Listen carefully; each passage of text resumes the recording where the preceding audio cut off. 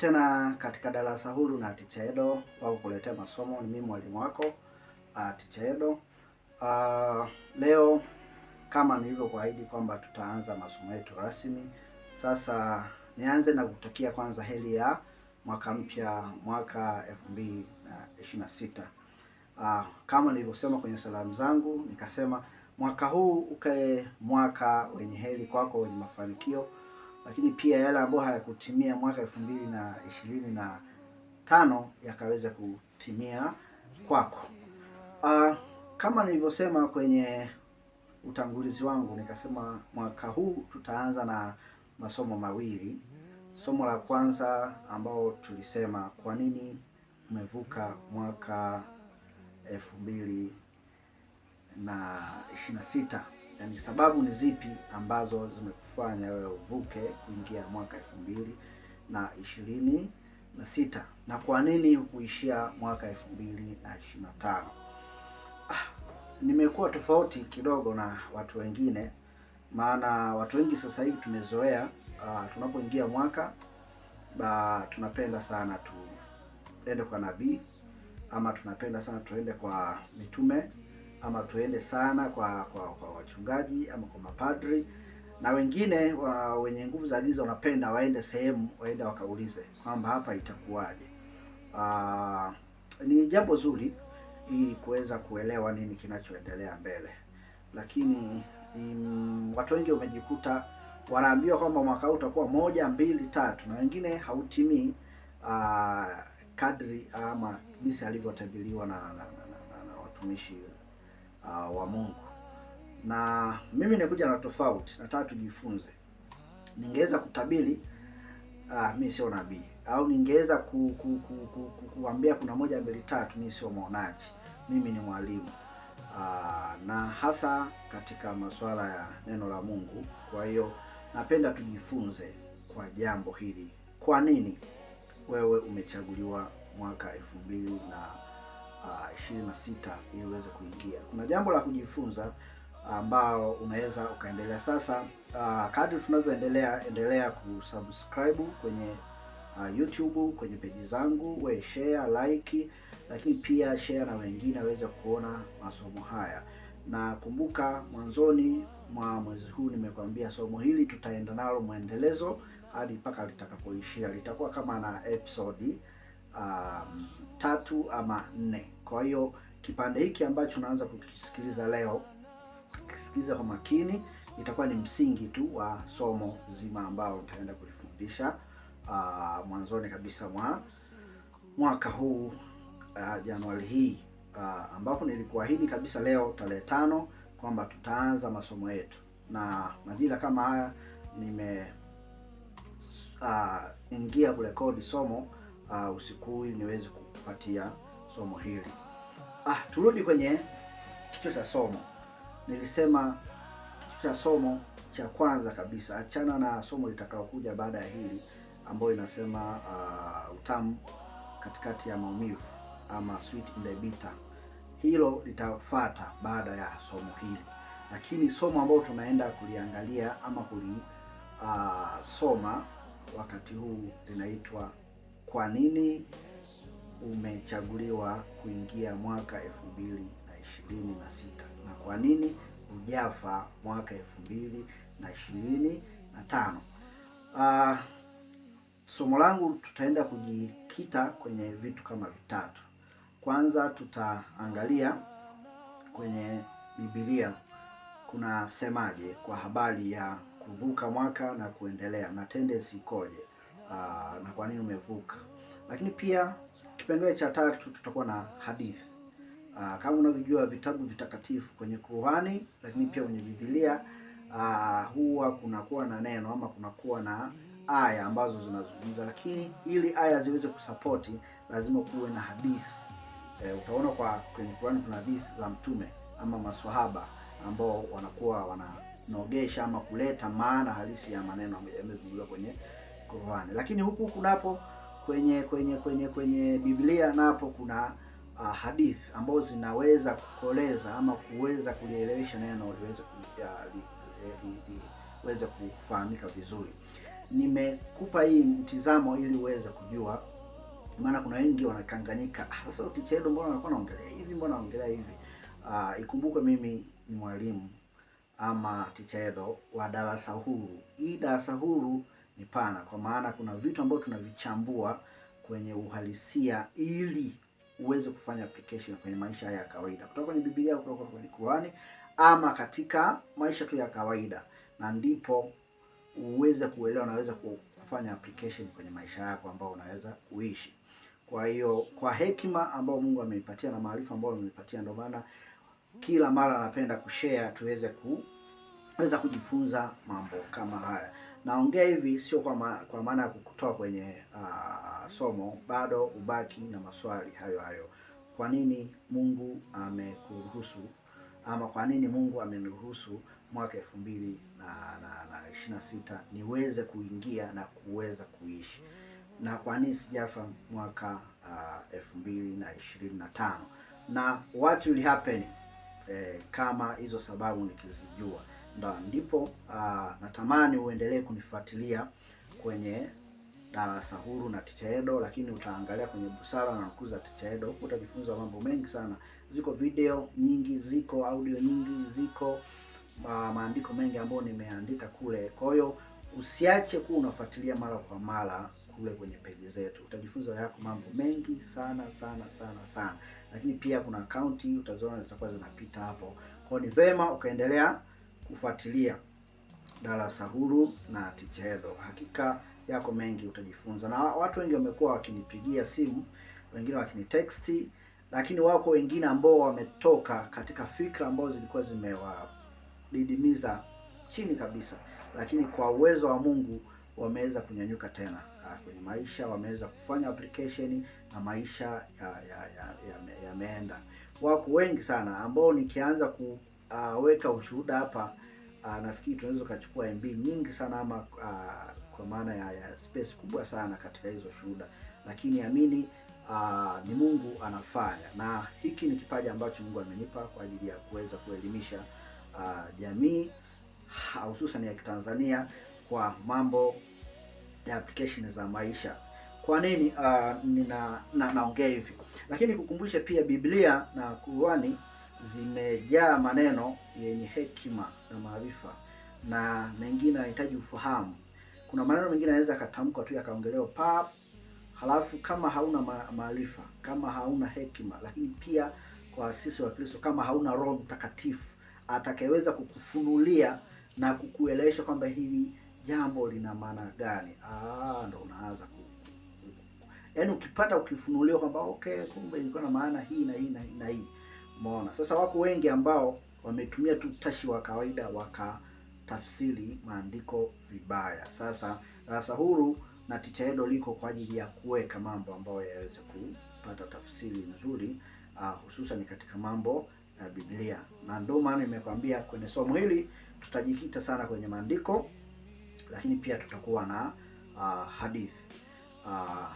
Kwa nini umevuka mwaka 2026 na kwa nini usingekufa mwaka 2025? Kwa kawaida tu huwa tunasema ni makusudi ya Mungu, lakini je, umeshajua makusudi ya Mungu ni yapi? Umeshajua makusudi ya Mungu ni yapi? Maana wengi wanasema hii ni neema ya Mungu, lakini unajua neema yenyewe ni nini? Hii ni neema ya Mungu, na wengine mpaka tunaita majina watoto wetu. Kwa ataitwa Neema, huyo ataitwa Grace, huyo ataitwa hivi. Na ni kwa nini unamuita hivyo? Ni neema ya Mungu. Lakini unajua maana ya neema? Na ndio maana nakushawishi sana, endelea kuwa unafuatilia darasa hili na Teacher Edo. Yako mambo mengi sana, utakuwa ufahamu wako unafunguka na kuweza kuelewa mambo mengi sana, hususan katika mambo ya Biblia. Endelea kusubscribe, endelea kushare, endelea kulike kwenye page zetu.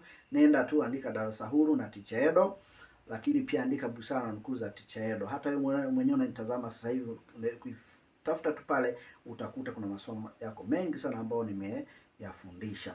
Sasa baada ya utangulizi huo mdogo, nimekutakia heri ya mwaka mpya. Sasa tuje kwenye concept ama kwenye maana halisi. kwa nini ulivuka mwaka 2026 na kwa nini ukufa mwaka 2025. Hili swali nimekuuliza kwa sababu wako wengi kabla ya kumaliza mwaka hapa tumewapoteza wengi sana. Wako wengi walikufa Januari tu mwanzoni mwa 2025, wale wengine Februari, wengine Machi, wengine kama unakumbuka, kuna juzi tu hapa tarehe 29 Oktoba, kuna wengi sana tumewapoteza pale, na wako wengi kwenye ajali, wako wengi, wengine wameumwa, wengine uzee, wengine wote wameishia. Lakini una swali la kujiuliza hivi, kwa nini wewe umechaguliwa kuingia mwaka 2026? Na tunaosema umechaguliwa, maana yake unatakiwa uje na concept ya kwamba uhai ulionao ni zawadi kutoka kwa Mungu. Nikisema zawadi, maana yake sio haki, yaani kwamba tu Mungu amekuzawadia uwe hai na ndio maana unaishi. Kwa hiyo ni zawadi. Sasa mtu mwenye zawadi ambaye ameamua kukuliwadi tu, yaani ameamua tu kukupa kwamba okay, ishi, lakini ule uhai anakuwa yeye ndo anajua kwamba mwisho wako utakuwa ni lini, wakati gani, na nini kitasababisha wewe kuondoa uhai wako. Sasa binadamu tuna kasumba ya kusahau. Ukishapewa kitu ama ukishafanyiwa kitu, tunasahau, tunakimiliki, kinakuwa kama ni hati miliki ya kwetu. Na kuna watu wamejisahau dunia hiyo, wanajua kwamba hapa duniani ndo tutaishi, ndo tumefika. Nikukumbushe tu, hapa duniani ni tunapita. Walikuwepo wengi na bado watakuja wengi na bado wataondoka wengi. Kwa nini? Kwa sababu tunapishana tu. Unapewa zawadi, unaenda uishi. Baada ya kumaliza kuishi, basi mwenye uhai wake anachukua. Kwa nini? Yeye ndo ana uweza huo. Fuatilia masomo yangu, utajifunza yako mambo mengi sana. Juzi kabla ya mwaka huu kuingia, nilikuwa nazungumzia kuhusu kwamba somo linazungumza kwamba kila unachokiona ambacho kiko physical kinaongozwa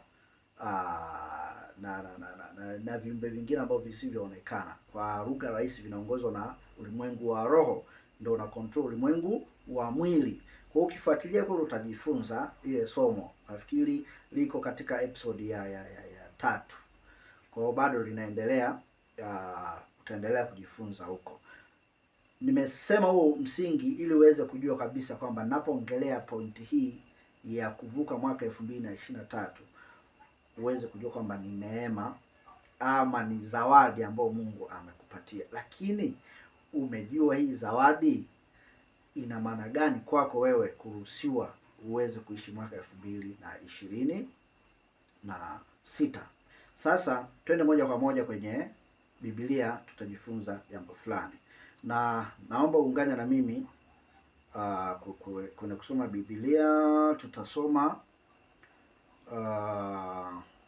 kitabu cha Luka sura ya 13, au wengine wasemaga aya ya 13. Tuko pamoja? Kwa nenda Luka sura ya 13. Hapo tutapata msingi wa somo hili, lakini tutapata maswali ambayo pia yalitokea, alafu baadaye nitakupa story kidogo. Tuanze mstari wa kwanza. Luka 13 mstari wa kwanza. Natumai utakuwa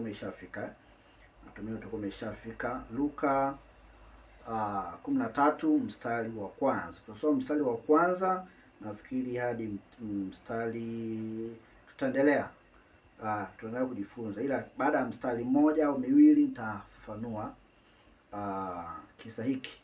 Ngoja nisome, alafu baadaye nitakupa kisa hiki kilikuwaje. Kwa wasomaji wa Biblia na watheolojia, nafikiri wataungana na mimi kujua maana ya kwa nini 2026 umechaguliwa. Mstari wa kwanza unasema hivi: na wakati huo walikuweko watu waliompasha habari ya Wagalilaya, wale ambao Pilato alichanganya damu yao na dhabihu. Nirudie mstari wa kwanza. Na wakati huo huo walikuwapo watu waliompasha habari ya Wagalilaya, wale ambao Pilato alichanganya damu yao na dhabihu zao. Mstari wa pili, akawajibu, tunazungumza Yesu mwenyewe, akawajibu akawaambia, je, mwadhani ya kwamba Wagalilaya hao walikuwa wenye dhambi kuliko Wagalilaya wote hata wakapatwa na mambo hayo? Nirudie tena, akawajibu akawaambia, je, mwadhani ya kwamba Wagalilaya hao walikuwa wenye dhambi kuliko Wagalilaya wote hata wakapatwa na mambo hayo? Mstari wa tatu, nawaambia sivyo, lakini msipotubu ninyi nyote mtaangamia vivyo hivyo. Narudia na hapo tena, nawaambia sivyo, lakini msipotubu ninyi nyote mtaangamia vivyo hivyo. Mstari wa nne, au wale 18 walioangukiwa na mnara huko Siloamu ukawaua, mwadhani ya kwamba wao walikuwa wakosaji kuliko watu wote waliokaa Yerusalemu?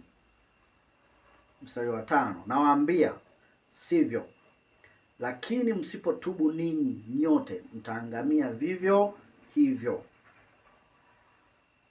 Sisi tumepata concept hapo kuanzia mstari wa kwanza. Sasa nikupe hadithi ya kuhusiana na hiki kisa. Nianze na hadithi ambayo inazungumzia kuhusu wa Galilaya.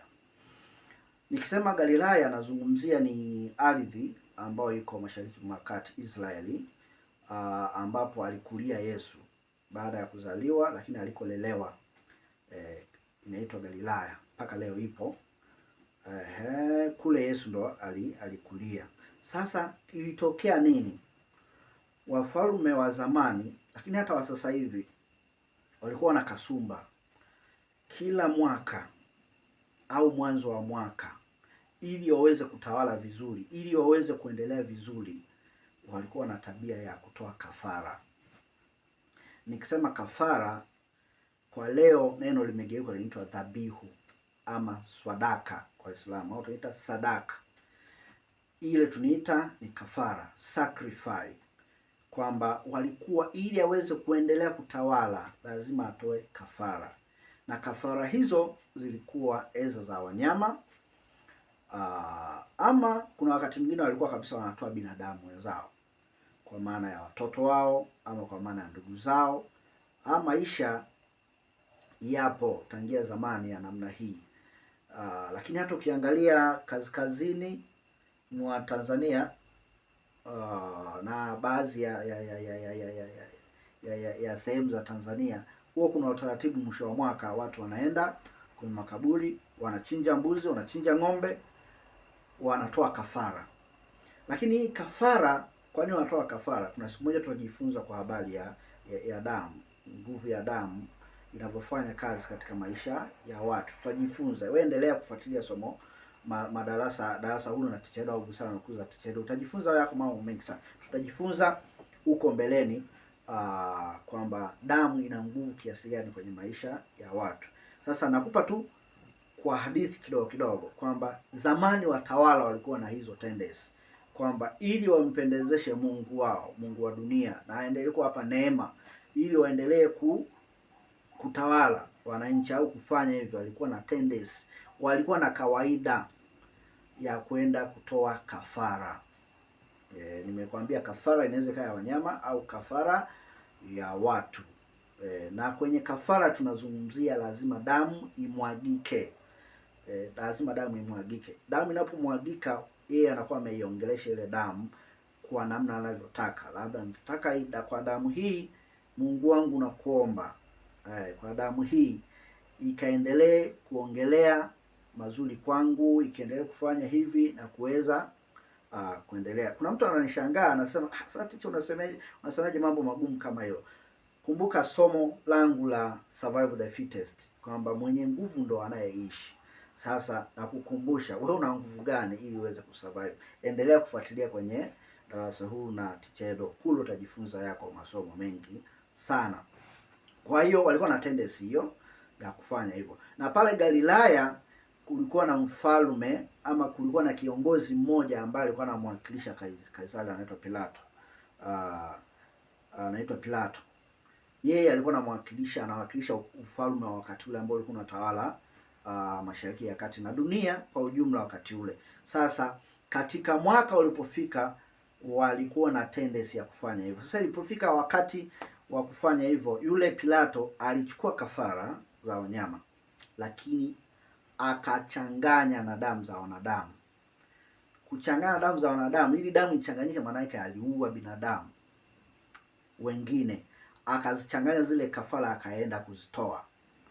Ni kisa kigumu, lakini kuna jambo ambalo unatakiwa ujifunze kwa habari ya maisha haya, kwamba kumbe kuna wakati naweza nikawa na struggle, kumbe kuna mambo ambayo kuna damu fulani zinaongea kwa habari ya maisha yako, kwa habari ya nchi, kwa habari ya, na ninaposema wakati huo walikuwa wanafanya, lakini rejelea hata katika maisha ya sasa hivi. Wafalme wa sasa hivi wana tendency hiyo. Sio kwamba hiyo kitu imeisha, no. Hiyo mambo yapo. Inaweza ikawa labda Tanzania hatuna, lakini haya mambo yapo, kwamba ili aweze kutawala lazima kuna kafara ambayo inafanyika. Inaweza ikawa wanyama ama inaweza ikawa ya binadamu. Mtu anaweza kachinja tu ng'ombe 10, 20, 30, zile ng'ombe akazinenea, watu wakala wakanywa, lakini ana jambo lake katika utawala wake. Kwa hiyo nimekupa hiyo story uweze kuelewa kwamba nini kilitokea kwa habari hii. Sasa kilipotokea, Bwana Yesu alikuwa yuko somewhere anahubiri, anazungumza katika habari zake. Wakaja, Bwana Yesu, samahani bana, leo yaliyotokea huko Galilaya ni nini? Akasema, bana, kuna watu wameuawa kikatili sana. Kivipi? Yaani Pilato amechukua binadamu akaenda akachanganya, yaani akawaua, afa akachanganya zile kafara, akaenda akamtolea Mungu wake. Sasa Bwana Yesu akawasikiliza story, lakini alikuwa anaelewa nini kinachoendelea kule, kwa sababu Bwana Yesu alikuwa asilimia binadamu, alikuwa asilimia Mungu. Kwa hiyo kile walichokuwa nakiongea alikuwa anaelewa. Sasa yeye baada ya kuwapa pole, jamani, poleni kwa kuondokewa na wapendwa wenu, poleni si kwa 1, 2, 3, yeye akawaambia, je, mwazani kwamba Wagalilaya hao walikuwa wenye dhambi kuliko Wagalilaya wote hata wakapatwa na mambo hayo? Ni swali la kujiuliza. Je, unadhani wale waliotolewa kafara walikuwa na dhambi sana kuliko wewe? Biblia haijatupa tafakari kama walijibu kwamba ndio walikuwa na dhambi au hawakuwa na dhambi, lakini unatakiwa utafakari. Kafara yote ambayo wewe inatolewa inakuwa ni innocent, yaani inakuwa haina mawaa, yaani haina dosari. Kwa watu wengi wanaotolewa kafara ama wanyama wanaotolewa kafara wanakuwa hawana dosari, hawana dhambi.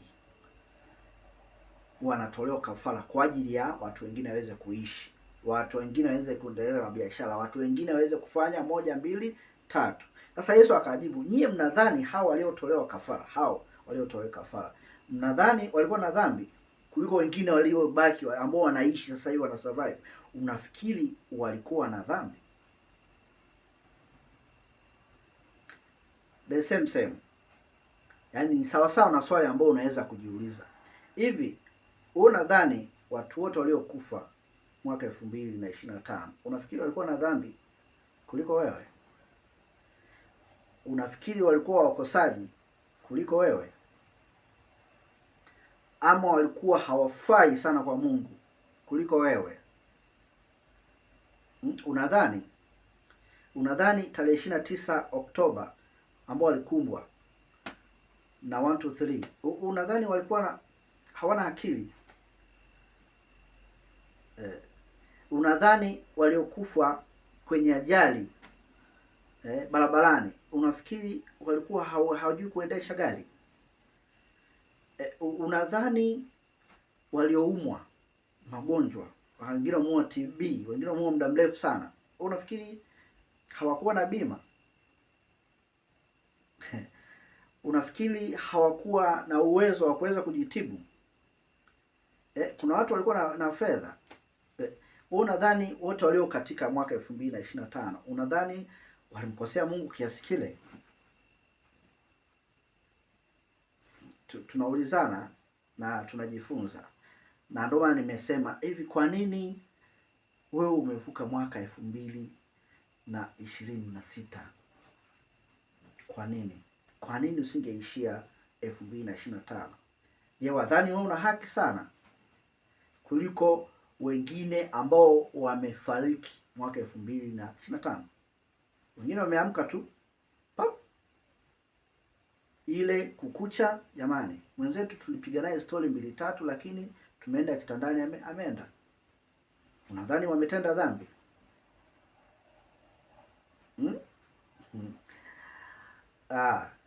Wengine kuna ajali, wengine Mungu aliruhusu, sio alirogwa, wengine, yani kila mmoja na njia yake ya kuondoka, na Mungu anajua namna gani aweze kuondoa uhai ule. Swali linakuja, wadhani wote walioondoka, waliokufa mwaka 2025 walikuwa na dhambi kuliko wewe, ama walikuwa na dhambi kuliko sisi, kwamba sisi ni wema sana? Yule amefariki bwana alikuwa hasali. Yule bwana amefariki alikuwa haendi msikitini. Yule bwana amefariki ni kwa sababu alikuwa mdhambi. Yule mlalushwa sana. Yule si amefariki ilikuwa 1, 2, 3. Unadhani hiyo ndo kigezo cha uhai kuondoka? Unadhani hawa watu walioondoka mwaka 2025, 2024 na kurudi huko nyuma, unadhani walikuwa hawana haki? Yesu aliuliza ile swali, na mimi ndo nakuuliza swali. Unadhani sisi tulio hai mpaka leo, mpaka dakika hii unasikiliza hii video, unadhani wewe una haki sana ya kuweza kusurvive, ya kuweza kuishi, ya kuweza kuendelea, ya kuendelea kufanya hayo unayofanya, mengine mazuri, mengine mabaya ambao unaendelea kuyafanya? Unadhani una haki ya kuweza kusurvive na kuendelea kufanya hayo? Na wale wengine walikuwa hawana haki, ama wao walikuwa ni wadhambi sana? Ama unafikiri hawakumjua Mungu? Ni maswali ambayo tunaweza kuendelea kutafakari, na wewe pia unaweza kwenda tafakari kwamba unadhani ili jawabu la Yesu lilitoka in fact ilikuwa jibu, lakini ndani yake ilikuwa swali. Nirudie tena, wewe kama ndo unaingia kumfuatia mtandaoni. Yesu akajibu, mstari wa 2, akawajibu akawaambia, je, mwadhani ya kwamba Wagalilaya hao walikuwa wenye dhambi kuliko Wagalilaya wote hata wakapatwa na mambo hayo? Na mimi nauliza, unadhani wote waliokwama? Nitolee mfano, siwezi kutaja. Juzi tarehe 30, nafikiri 30 kuamkia 31, kuna mtu ambaye nilikuwa namfahamu muda mrefu sana, lakini kuamkia tarehe 1, lakini kabla kwenye tarehe 30 ile asubuhi saa ngapi akaondoka. Zimebaki sekunde, zimebaki dakika, hajaingia mwaka 2026. Wewe umeingia. Unadhani walioondoka, waliokufa mwaka 2025, unadhani walikuwa hawana akili? Unadhani walikuwa hawana haki? Unadhani walikuwa ni wadhambi sana? Swali hili endelea kutafakari, na wakati unaendelea kufuatilia masomo haya katika darasa huu na Teacher Edo, yako mengi utaendelea kujifunza, lakini hatuishii hapo kwenye mstari. Twende mstari wa 3. Lakini katika hayo yote umepata hiyo story ya huyu Pilato alichokifanya. ile kafara ilikuwa mbaya sana, ilikuwa ni ya kuwabamiza watu kutani mpaka wanakufa. Kwa wanatheolojia wanajua kwamba ile sadaka ilikuwa sio ya kuchinja, bamizo ukutani, pigwa ukutani, pigwa ukutani, pigwa ukutani hadi unakufa, alafu damu inavia ndani. Sasa ikishavia ndani, sasa wanajua wao wenyewe wataalamu wa kafara. Na rejelea, nimeshakwambia wafalme wa zamani walikuwa na tendency hiyo ya kutoa kafara za wanyama, lakini pia kuna wengine walikuwa na thubutu kutoa kafara za binadamu wenzao. Watawala wa zamani. Watawala wa sasa hivi hatujui, ila wewe ndio unaweza kupigilia mstari. Je, wanaendelea na kafara? Ila kwa baadaye tutakuja tujifunze kafara nzuri ni ipi ambayo inafaa kwa watawala. Ukiendelea kufuatia darasa hili, kuna mambo utajifunza kafara ipi nzuri ya kufanya ili uweze kuendelea. Na imeshatolewa kafara moja tu, tutajifunza huko tunavyoendelea. Kwa hiyo kisa hiki walipokipata wakamletea Yesu, afu Yesu akawauliza, mnadhani wao ni wabaya zaidi kuliko ninyi? Maana yake jawabu hapo litakiwa kiukweli wale waliotolewa kafara, na hamnaka kafara yenye dosari. Ukipeleka kwa Mungu kafara yenye dosari inakataliwa. Muulize Kaini. Kuna mfano kwenye Biblia, kuna Kaini alitoa dhabihu ama sadaka kwa Mungu ikakataliwa. Kwa nini? Ilikuwa na 1 2 3. Lakini ukiendelea kusoma Biblia, wako wengine ambao walikataliwa, walitoa sadaka zikakataliwa. Sasa sadaka yote lazima iwe perfect, iwe sahihi, takatifu, nzuri, halafu ndio inatolewa kafara. Kuna watu yani hawajawahi kufanya dhambi, hawajafanya chochote, lakini unakuta wanatolewa kafara kwa ajili ya watu wengine, kwa ajili ya kusurvive. Kwa habari ya Isaka mtoto wa Ibrahimu, na hapo tunazungumza kwa habari hiyo ya kafara. So unaanza kupata concept kwamba maisha haya yako namna fulani hivi. Ukisoma Biblia kwa bla bla, hauna uelewa, hauna Roho Mtakatifu, itakuchanganya. Unahitaji neema ya Mungu, unahitaji Roho Mtakatifu, lakini unahitaji ufuatilie mafundisho kama haya ya darasa huu na Teacher Edo. Utajifunza yako mengi, utakuwa unafunguka ufahamu kwa kuelewa kwamba okay, kumbe kuna hivi, kuna hivi, kuna hivi. Na wengine wanajiuliza Teacher Edo amesoma wapi ama imekueje? Hapana, Mungu anatoa kalama kwa kila mtu anayemtaka, kwa maana kwa wakati ule ambao anataka.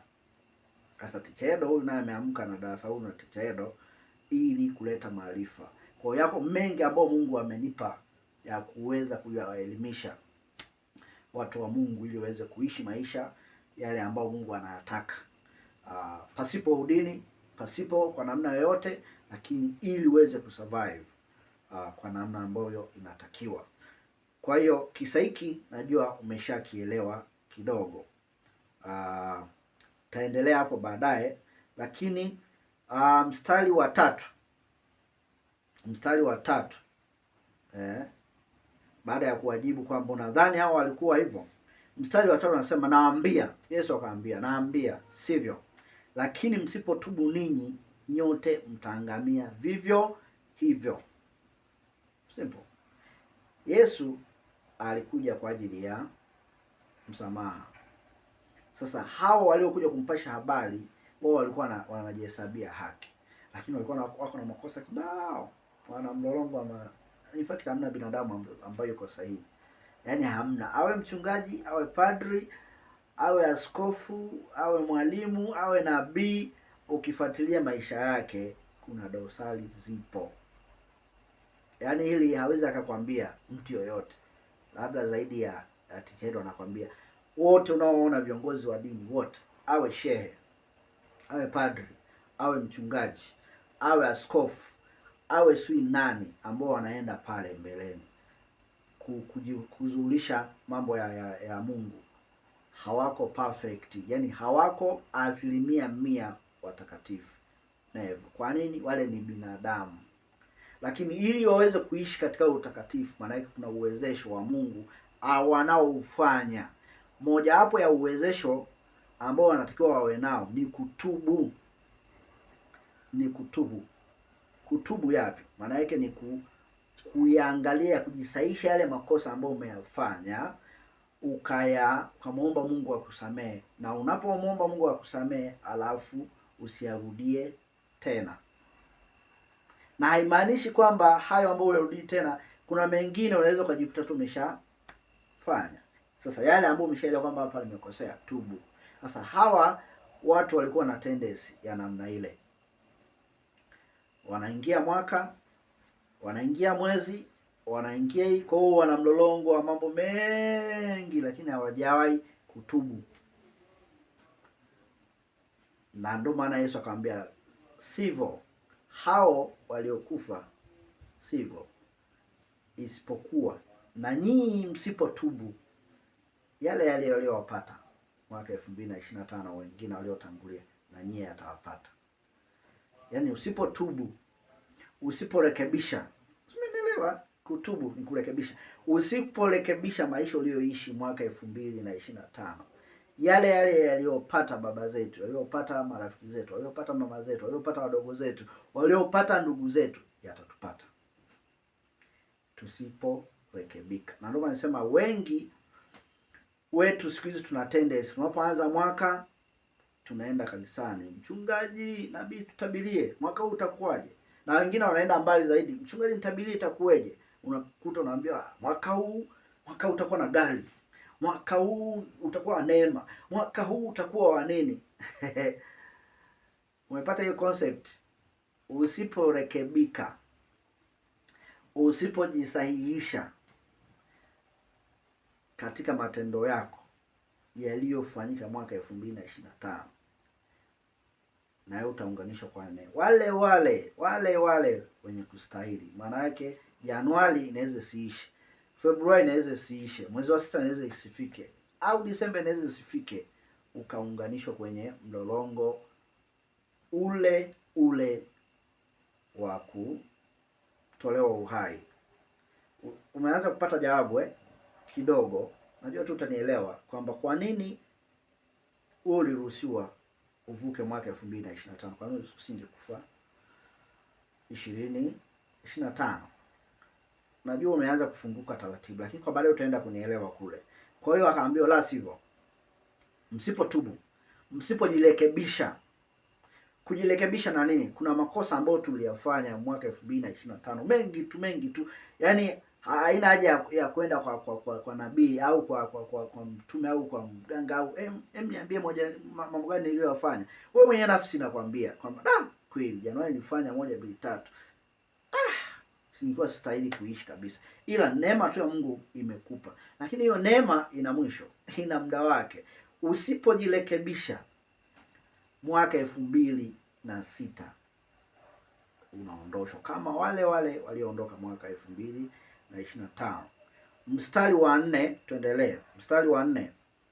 Endelea kusubscribe, endelea kushare, endelea kulike Darasa Huru na Teacher Edo, busara na nukuu za Teacher Edo, ili uendelee kupata up to date ama masomo yanayokuja. Yaani unaposubscribe au unapo like, ile inakupa, nikija kurusha somo jingine linakupata tu moja kwa moja, unaingia then unatizama. Na wale kwenye WhatsApp, jitahidi kuingia kwenye Darasa Huru na Teacher Edo. Bonyeza hiyo linki, itakusaidia, itakupeleka kwenye darasa moja kwa moja. Utakuta nao kuna masomo mengi yanaendelea kule.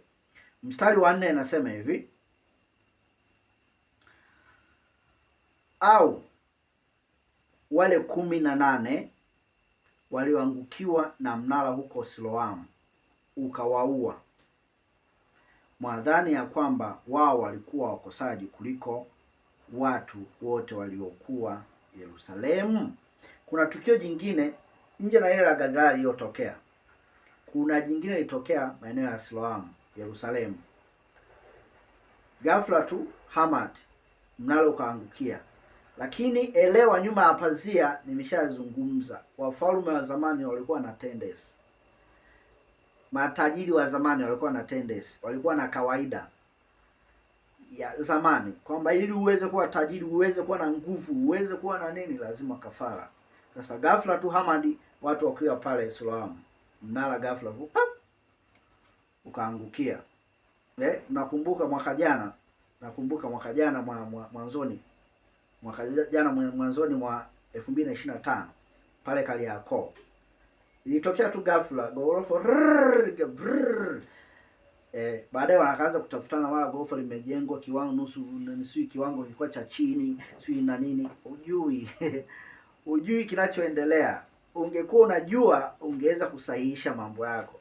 Wewe unadhani walioangukia pale Kariakoo walikuwa hawana akili ama hawajaaguliwa? Kwa hiyo unayekimbilia waganga, ama walikuwa hawajaaguliwa vizuri kwa hiyo unayekimbilia kwa manabii mtabilie. Wewe unafikiri walikuwa hawajatabiliwa kwamba kuna 1 2 3? Yesu akauliza, wewe unadhania hao walioangukiwa na mnara kule, mstari wa 4, walioangukiwa na mnara huko Siloamu ukawaua, mwadhani kwamba wao walikuwa wakosaji kuliko watu wote wa pale Yerusalemu? Walioangukiwa pale mwaka jana mwanzoni pale Kariakoo, unadhani walikuwa wakosaji sana? Walimkosea Mungu sana akawaua. Unadhani waliopata ajali ya basi, waliopata ajali ya Noah maeneo ya wapi pale King'oli unaenda Arusha Moshi pale katikati, wakafa, ilikuwa almost kama familia. Unadhani wale walikuwa wakosaji? Ninaposema hivi, hata pale unapokaa hapo sasa hivi kuna watu wengi tu wamepata ajali. Sasa mfano unaotoka kwenye Biblia, nishakwambia Biblia ni maneno yaliyo hai. Yaani maisha haya tunayoyaishi hamna kipya. Kwenye Biblia kila kitu kipo. Isipokuwa tu wewe hujui namna ya kusoma Biblia na kuchukua neno na kufanya application kwenye maisha yako na kwa nafasi yako ambayo unatakiwa uishi nayo kwa muda huu. Na muda ukishaisha unaondoka. Sasa kule unakoenda utakutana na mwenye uhai, atakuuliza, nilikupa talanta, nilikupa uhai, nipe hesabu yake. Hapo ndo unaanza kusema A, E, I, unaanza kusoma. Sasa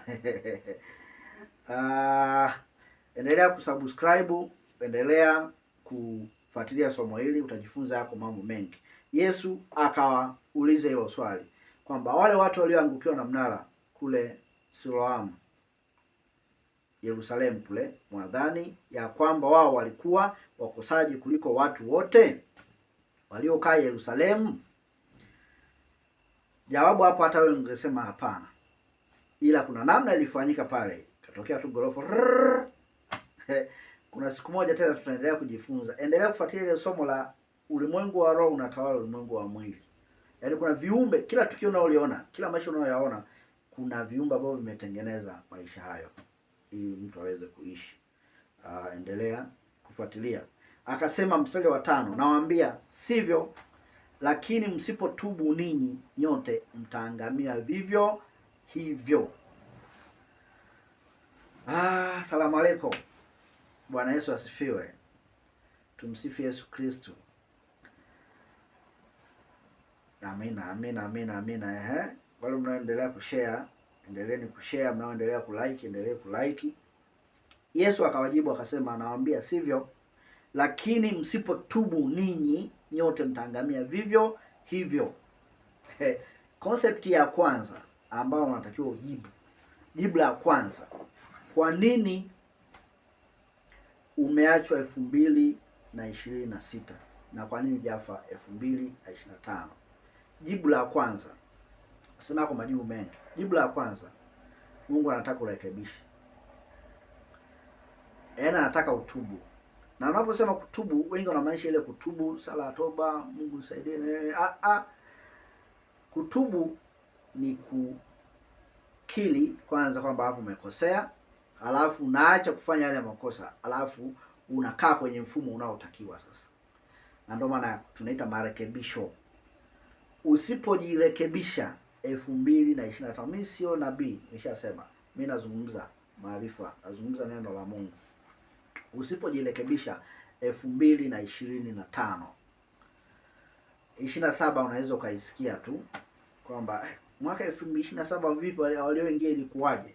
Ni kwa sababu hapo hujafanya marekebisho. Hapo mambo mengi sana ambayo umekosea, mengi sana ambayo tumekosea. Sasa kwa nini umepewa ruhusa ya kuingia 2025? Jibu la kwanza kwa mtu yote atakaye kuuliza Teacher Edo amesemaje, anasema cha kwanza, tumepewa muda wa kujirekebisha. Mungu amekupa muda wa kujirekebisha. Umepewa second chance, nafasi ya pili tena ujirekebishe. Kujirekebisha maana yake usahihishe, na kusahisha sio lazima mwalimu aje akusahihishe kwamba hapa ndo umekosea. Hili swali unatakiwa ujisahihishe.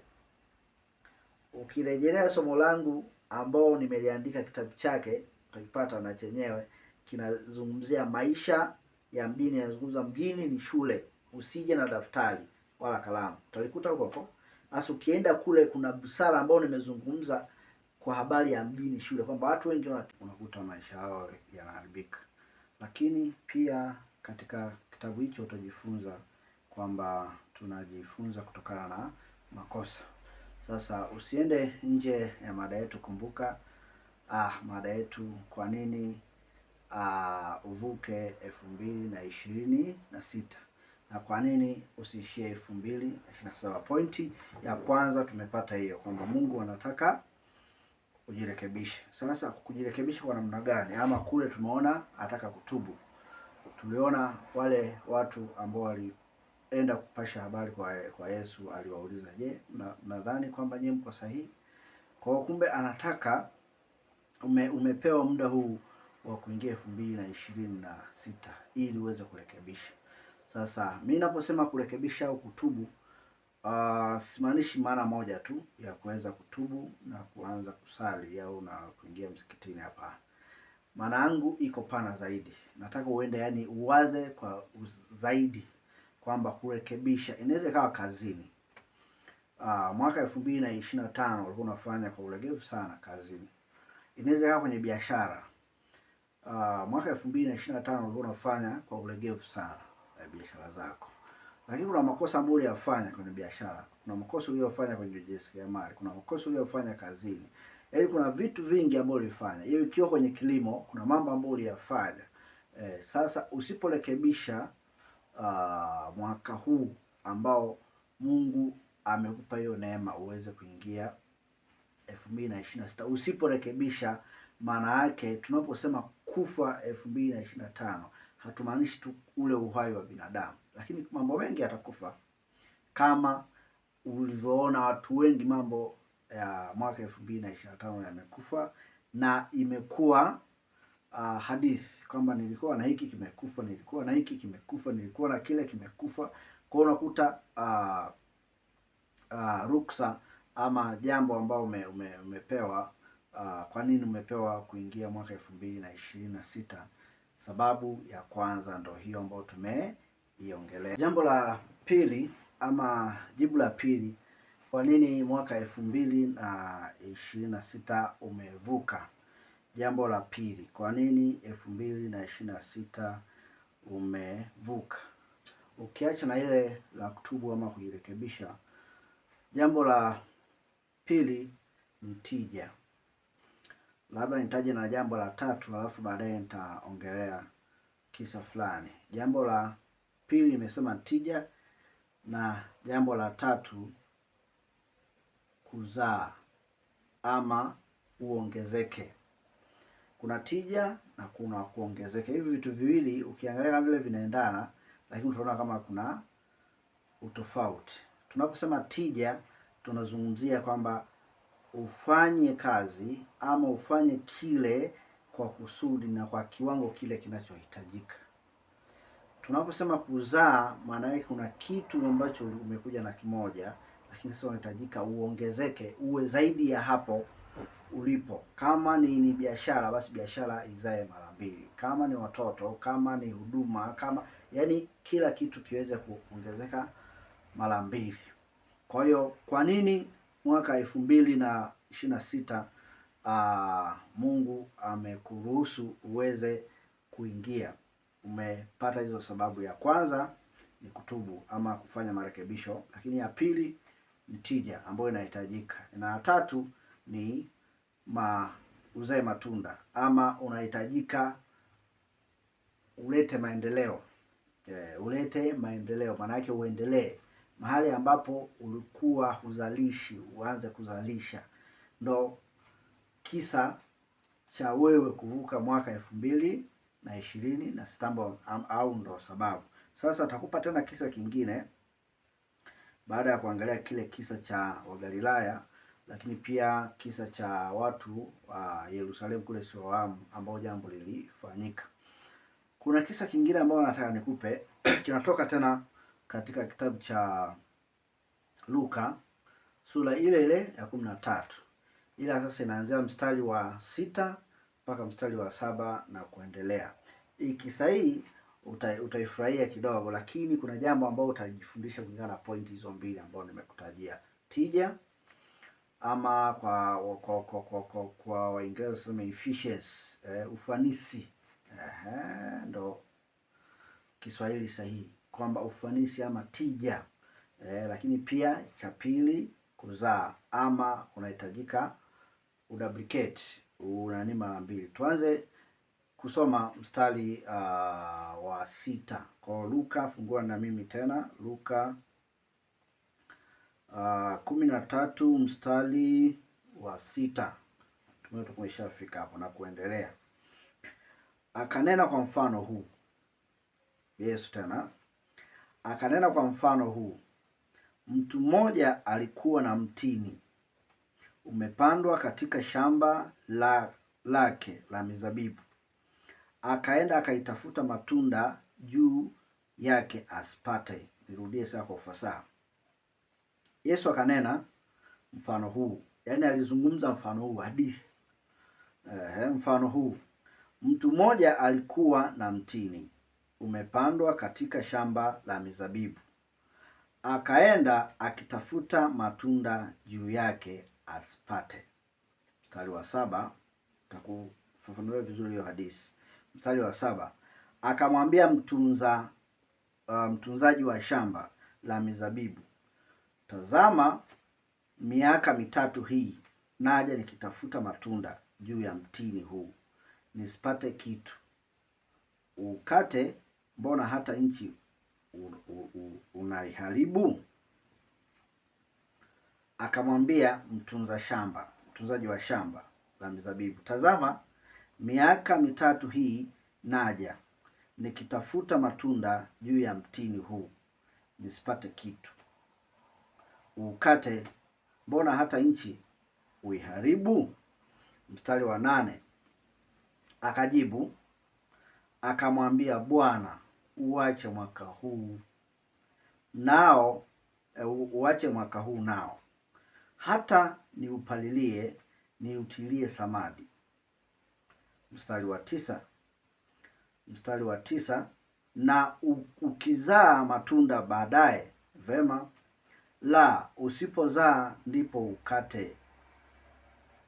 Sio kama umepata concept hiyo. Kuanzia mstari wa 6 hadi wa 9 ndio concept nzuri ambayo unaweza ukapata.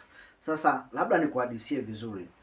Mfano huu Yesu aliutoa baada ya kuzungumza na wale waliokuja kumpasha habari za Galilaya na Siloamu, na akawauliza, mnadhani wale watu yaliowapata nafikiri walikuwa ni watenda dhambi ndio maana akawapata? Akawaambia kabisa hapana, kwamba wale yamewapata sio kwamba ni watenda dhambi, isipokuwa tu nyie mlitakiwa mjifunze kutokana hayo yaliyo. Kwa hiyo mjirekebishe ili muweze kukaa sawa, na tumeweza kujifunza kwa pointi hizo. Sasa kisa hiki ukianza mstari wa 6, anazungumza hapa, anasema akanena kwa mfano. Kama nilivyokuambia, Biblia hii ukiona isoma tu ili unasoma, unatunga na nyimbo huko na methali na vitu vingine, halafu kaachia hivyo kama gazeti huwezi elewa. Na mimi kwa imani yangu, lakini hata kwa imani ya watu wengine, Biblia mimi naamini ni kila kitu, yaani maisha ambayo watu waishai kuyaishi. ndio kopi ya maisha ambayo tunaishi sasa hivi, na nimeshasema ili uweze kumudu maisha haya lazima ujiposition kwenye vitabu vya Mungu, Biblia ama Qur'ani. Kule kuna maneno ya Mungu ambayo unakuta yamewekwa, ili ukiyafuata na ukifanya application kwenye maisha yako yana change na mambo yanaenda kabisa. Kwa mstari wa 6 nianze na huo, akasema kwa mfano, mtu mmoja alikuwa na mtini umepandwa katika shamba la mizabibu, akaenda akitafuta matunda juu yake asipate. Labda nifafanue kwa watu wengine, unaweza usielewe. Huu mfano ulikuwa unatolewa kwamba mtu mmoja ambaye ni mtunza shamba, yaani kwa rais bwana shamba. Nikisema bwana shamba simaanishi yule maafisa ugani ama mabwana shamba, hapana. Yaani mtu mwenye shamba la mizabibu, na ndani ya kule kwenye shamba la mizabibu walikuwa wamepanda mti unaitwa mtini. Nikisema mtini ni aina ya mti mara nyingi unapandwa kwenye mizabibu ambao unakuwa na matawi inaenda hivi. Sasa mizabibu inapokuwa inakuwa inatambaa kwa kufuata zile mitini. Kwa huku Tanzania kuna baadhi ya miti ambayo inafanana na hiyo mitini. Unaweza ukaiona hapo kwenye picha. Nimejaribu kuihighlight mitini, unaweza ukaiona vizuri tu tunaposema mtini. Sasa mtini huu, ikumbuke pia Yesu alishawahi kutembea siku moja akataka matunda kule. Walikuwa wana move kutoka sehemu nyingine akaenda sehemu nyingine. Alipofika ule mti, alipoona hauna matunda akaulani. Walipokuja kurudi ukawa umekauka. Sasa sizungumzi mti huu ambao Yesu aliulani, ila hii kisa anachokizungumza ni kisa fulani ambacho kiko kwenye maisha yetu. Kwa nini umevuka mwaka 2026? Kwa nini umevuka mwaka 2026? Endelea kusubscribe, endelea kulike, endelea kushare ili uendelee kujifunza masomo haya. Kwa hiyo huyu bwana shamba alikuwa na huo mti, na huyu mtu aliyekuwa anatunza lile shamba sasa, bwana shamba akaja siku moja kumtembelea yule mtunza shamba. Akaangalia, kumbe huwa anakuja siku nyingine wakati huo mtunzaji hayupo. Anaangalia kila akija anakuja angalia kwenye ule mti, anaangalia jamani, huu mtini mbona hamna matunda? Mwaka wa kwanza, mwaka wa pili, na yamkini alikuwa labda anakuja kila mwezi kuangalia. Mwaka wa tatu, baadaye kwenye mwaka wa tatu au mwaka wa 4, wakati unafika mwaka wa 4, alipokuja bahati nzuri akamkuta na mtunza shamba, yaani yule anayelilima ile shamba kumtunzia yule mwenye shamba. Basi alipoangalia ule mti akamwambia, wewe mtunza shamba, naomba ule mti ukate. Naomba ule mti ukate. Ashukuliwe huyu mtunza shamba alikuwa yuko hapa upstairs au kwenye ngazi, alikuwa yuko vizuri na alikuwa yuko na hekima. Ingekuwa mimi na wewe, ingekuwa tu amesema Bwana amesema, yaani mwenye shamba ameshasema kata. Lakini ukisoma huo mstari wa 6 anasema maana yaani mwenye shamba alielezea kwa nini ukatwe. Alisema maana mti huu nimekuja miaka 3, kila nikija sipati matunda yake ya huu mtini, basi ukate. Na akasema kwa nini ukate? Kwa sababu alisema unaiharibu nchi. Kwa nini mti huu unaharibu nchi? Ni swali hapo ambalo limetokea tena jingine. Kwa nini huu mti unaharibu nchi? Hivi mti ambao umeota shambani haujazaa tu matunda, lakini mwenye shamba anasema huu mti unaharibu nchi. Tutaelewana tu kwenye hii somo, najua utanielewa vizuri sana. Huu mstari wa 6 akazungumza kwamba akasema ukate huu mti kwa sababu yamkini unabeba zabibu, unafanya vingine na nini, lakini nchi inaharibika kwa sababu ya huu mtini. Mstari wa 7, mtunzaji akasema, akamwambia mtunzaji wa shamba la mizabibu, miaka mitatu. Mstari wa 7 sasa, miaka mitatu hii naja hapa nikitafuta matunda ya huu mtini huu nisipate kitu. Ukate, mbona hata nchi unaiharibu? Mstari wa 6 inazungumzia mambo ya shamba. Mtu mwenye shamba lake alikuwa na shamba lake, akamweka mtunza hiyo shamba, lakini kule kwenye shamba kulikuwa na mtini na kulikuwa na mizabibu. Zabibu zinazaa kama kawaida, lakini kasoro ule mtini ulikuwa hauzai.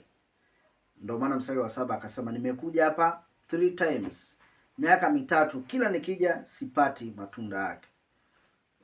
Natafuta matunda sipati. Lakini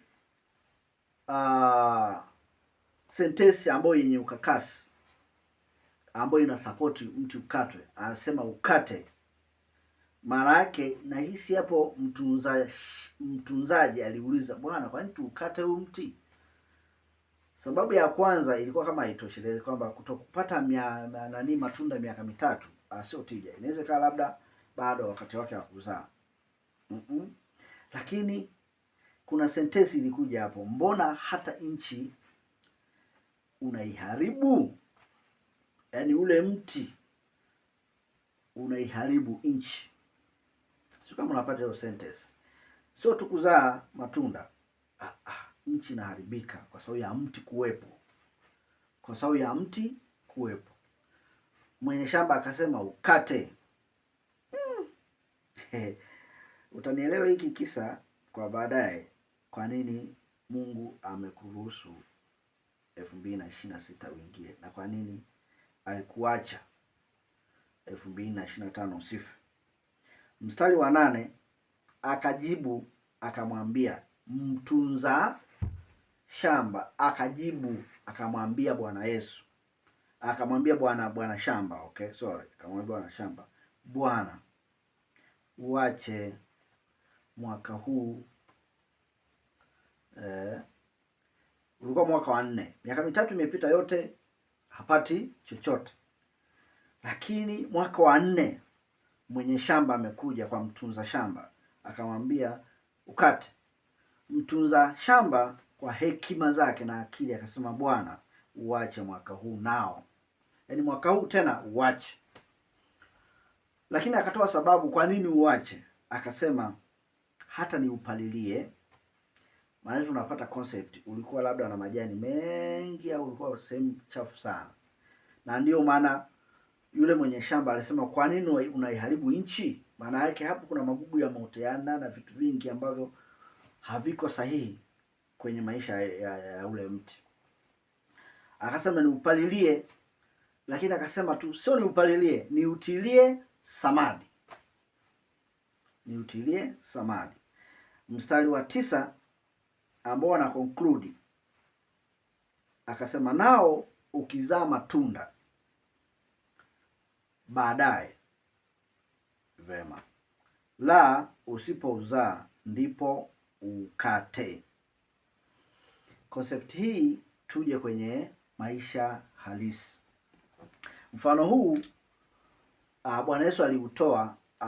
Kuna wakati alijitolea mwenyewe mfano ambao ukienda pia ukasoma Yohana nafikiri kama 14 au 15, anazungumzia mimi ndo mzabibu wa kweli, baba yangu mkulima,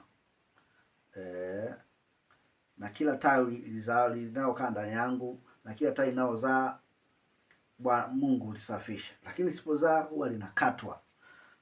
Kwa habari hiyo hiyo, zisipozaa linakatwa. Na hapa tumeona ni mtini, achana mzabibu. Lakini twende kwenye taswira hii ambayo ilikuwa inaongelewa. Mwenye shamba yeye kazi yake ni kuhakikisha yule mtunza shamba anafanya. Sasa tuchukue hapa, mwenye shamba alikuwa ni nani? Mwenye shamba alikuwa ni Mungu. Mwenye shamba alikuwa ni Mungu. ambaye amempa mtunza shamba. Mtunza shamba kwa maana yule anayehusika sasa na wanadamu kuhakikisha wako hivi, wako hivi, wako hivi. Na kwa sisi Wakristo tunamchukulia mtunza shamba ni Bwana Yesu, ambaye alikuja sasa kutufia, kufanya yaani kwa namna yoyote, kwamba alikuja kutuombea msamaha, kama unavyoona hapo kwa mtini. Mtini umeamliwa ukatwe, ila mtunza shamba akasema, la, bwanangu, nauomba uache mwaka huu, lakini uache mwaka huu ili upalilie, halafu nitie samadi. Na mtini ni nani sasa? Mimi na wewe. Ni mimi na wewe. Mwaka huu 2000, ilikuwa mwaka 2025, wakati unamaliza tu pap, alafu unaingia 2026. Swali la mwenye shamba ama kauli ya mwenye shamba akasema, huyo mkate mtolee uhai yule pale, na yule pale naye mtolee uhai, kama tu wengine waliotolewa uhai 2025. Lakini kwa huruma ya mtunza shamba ametuombea msamaha. Lakini ametuombea msamaha huku tayari Mungu au mwenye shamba ameshatoa reason kwamba ukate huo mti, hauna tija, unaharibu nchi, matendo yake yanaharibu nchi, yanaharibu dunia. Sio kama unanielewa? Yanaharibu nchi, inazidi kuharibika. Ukate. Yako mambo mengi sana ambayo yameotea katikati ya ule mti, ukate. Yaani yako mambo mengi sana ambayo wewe umezalisha ambao hayana maana sana kwenye hii nchi. Sasa Mungu kwa hasira akasema ukatwe. Ila Bwana Yesu aliyekufia msalabani, Bwana Yesu ambaye alikufa on behalf of our sin, alikufa kwa ajili ya dhambi zetu, akasema hapana, Mungu na kuomba Bwana uache mwaka huu nao. Yaani mwaka huu 2026 umeachwa kwa sababu kuna mtu amekuombea mwaka huu mmoja. Yaani mwaka huu tu. Ndio maana nisema urekebishe. Yaani mwaka huu umeombewa. Lakini baada ya kuombewa ili uwe na tija, lakini pia uzae. Usipokuwa na tija, elewa kabisa, baada ya kupaliliwa, na hatuwezi jua labda Januari ndio palizi zimeanza, unapaliliwa uwezi jua labda darasa hili naongea labda mimi napalilia pia.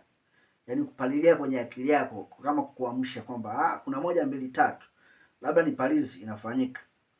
Lakini pia kuna watia mbolea watakuja waweke maneno ya kuweza kubadilisha, watatia mbolea kuweza kukuamsha, wake up, wake up, wake up.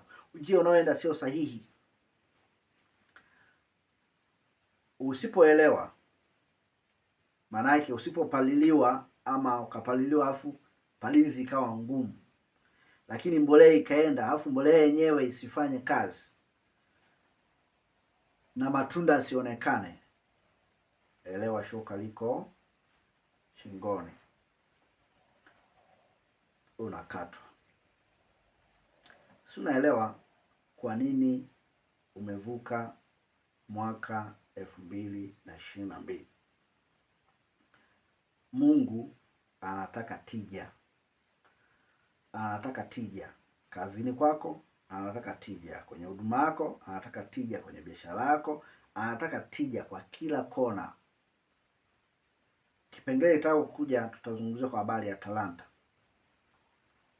Anataka tija kila eneo. Lakini tu sio hivyo, anataka uzae. Yaani anataka uongezeke. Wewe umekaa tu kanisani au umekaa tu msikitini, hauna huduma, hauna jambo lolote unalolifanya huko, upo tu, umekaa tu unapasha viti, haubiri Injili, haubiri tukisema labda Uislamu, yani wewe haushughuliki na mambo ya Mungu, uko na mambo yako tu,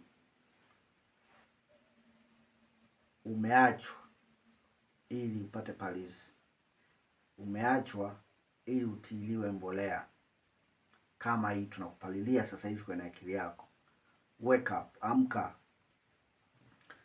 amka, kwa sababu usipoleta tija unaharibu nchi. Maana yake unakula chakula cha nchi tu unanenepeana tu. Sasa Mungu ameshaona majani sio tija, sio tija, au matawi sio tija. Anachotaka ni matunda ayaone, matunda yako ayaone. Yaani fanya kitu kionekane, hiyo kwenye huduma, hiyo iko kazini, kwa maana ya serikali au private, kwa maana sio tu kazini, biashara, hiyo ujasiriamali. Yaani fanya jambo kwa tunaita perfection, kwa vile kusudi Mungu ambao amekutendea ama amekuamuru ili uweze kuwa eneo lile, lakini kwa tija. Si umeelewa majawabu ya ambao nilikuwa nasema kwamba kwa nini mwaka 2026 umevuka na umeingia. Mungu anataka tija, lakini pia anataka matunda. Usipoonekana ama usipoonyesha hivi vitu, unakatwa. Na huwezi jua mwenye shamba alikubaliana na mtunza shamba kwamba kweli mwaka uliachwa, au labda ni miezi, hatuwezi jua. Lakini aliomba kwamba la Bwana, uache mwaka huu tu. Sasa mimi nakwambia mtunza shamba amekuombea mwaka huu 2026. Usipoenda na ile kanuni ya kwanza ya kurekebisha, maanake tija itaonekana na matunda hayataonekana. Kifatacho, zamani tukasema kifatacho ITV kifatacho unakatwa. Utakatwa kwenye huduma, utakatwa kwenye biashara, utakatwa, yaani vitu vyote vitakufa. Hata usipokufa kimwili, lakini kuna mambo ambayo hayatatokea kwenye maisha yako, yatakatika, yatakufa. Kwa nini?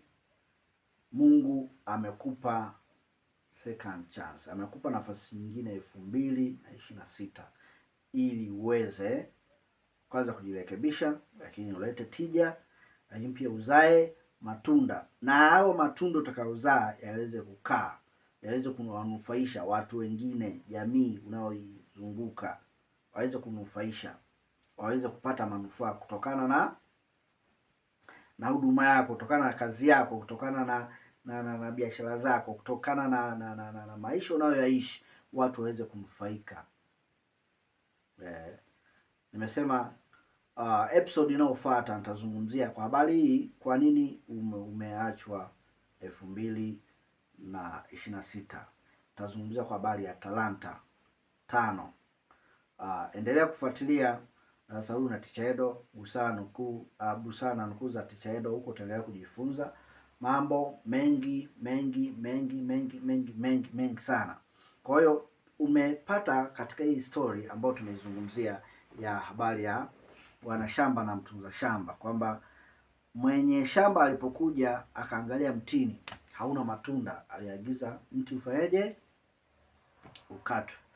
Lakini mtunza shamba akaomba rehema, akaomba msamaha, kwa maana kuomba tu, Bwana nakuomba uache mti huu mwaka huu wa 2026 umeombewa mwaka huu mmoja, ili afanyeje? Akupalilie, lakini pia utiliwe samadi. Sasa kupaliliwa au kutiliwa samadi kuko kwa aina nyingi. Inaweza ikawa neno la Mungu, inaweza ikawa wahubiri, inaweza ikawa jamii na kuzunguka, inaweza ikawa shule, inaweza ikawa shule, kwenda kusoma kule, angalau kile kichaka kilichoko kwenye akili yako kiamke. Kwa kupalia kuko kwingi. Kutiliwa samadi maana yake tayari kuna vitu ambavyo unatakiwa vichipuke, vikue, uzae, lakini hauna samadi. Maana yake uwe na ongezeko. Kwa namna gani? Lazima kuna vitu ambavyo utavihitaji kutoka kwa Mungu, kutoka kwa watu wenzako wanaokuzunguka, kutoka sehemu mbalimbali, kutoka ni mafunzo mbalimbali, kutoka hata kwa bosi wako, kwamba okay, anapokuwezesha kitu fulani, inaweza kaa hata fedha, akuwezesha, anapokuwezesha anakutilia mbolea ili uweze kufanya kazi vizuri. Natumai utakuwa umeshaanza kuelewa kwa nini concept au kwa nini uliachwa 2026. Kwa nini uliachwa? Kwa nini usingekufa mwaka 2025? Tumepata sababu ngapi? 3. Ya kwanza, umeachwa ili uweze kujirekebisha. Nimeshazungumza hapo awali, endelea kufuatilia. Lakini ya pili, nimezungumza tija ndio inayohitajika. Tija, sehemu ulipo inatakiwa ni tija. Bila tija hufai, utakatwa. Lakini pia matunda yanahitajika. Endelea kufuatilia kipindi kinachokuja. Pia tutaendelea na somo hili la kwa nini 2026 umeruhusiwa kuweza kuishi.